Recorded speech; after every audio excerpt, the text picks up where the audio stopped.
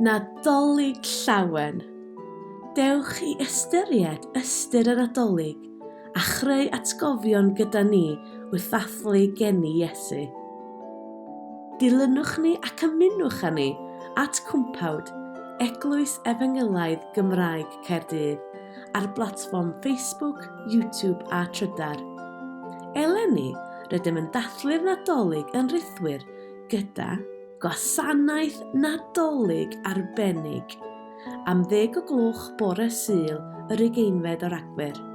Awr i blant Nadoligaidd am 3:00 pnawn Sul yr 20 o Ragfyr. Rydym am gyhoeddi cyfres fer o fideos am garolau plygain, traddodiad Nadoligaidd unigryw Cymreig.